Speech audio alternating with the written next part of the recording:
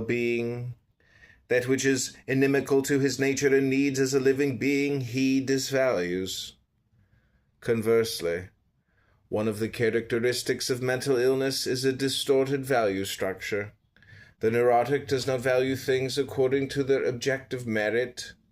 In relation to his nature and needs, he frequently values the very things that will lead him to self-destruction. Judged by objective standards, he is engaged in a chronic process of self-sacrifice.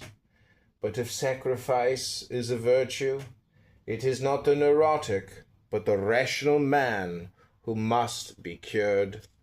He must learn to do violence to his own rational judgment, to reverse the order of his value hierarchy, to surrender that which his mind has chosen as the good, to turn against and invalidate his own consciousness. Do mystics declare that all they demand of man is that he sacrifice his happiness? To sacrifice one's happiness is to sacrifice one's desires. To sacrifice one's desires is to sacrifice one's values. To sacrifice one's values is to sacrifice one's judgment. To sacrifice one's judgment is to sacrifice one's mind. And it is nothing less than this that the creed of self-sacrifice aims at and demands. The root of selfishness is man's right and need to act on his own judgment. If his judgment is to be an object of sacrifice, what sort of efficacy, control, freedom from conflict, or serenity of spirit will be possible to man? The second aspect that is pertinent here involves not only the creed of self-sacrifice, but all the foregoing tenets of traditional morality.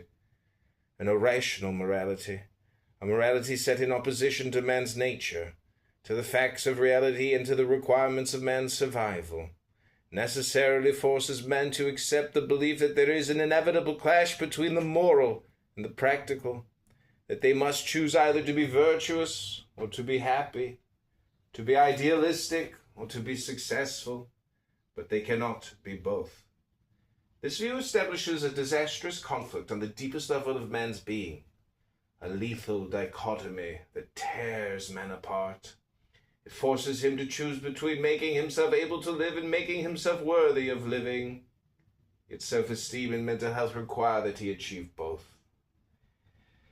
If man holds life on earth as the good, if he judges his values by the standard of that which is proper to the existence of a rational being, then there is no clash between the requirements of survival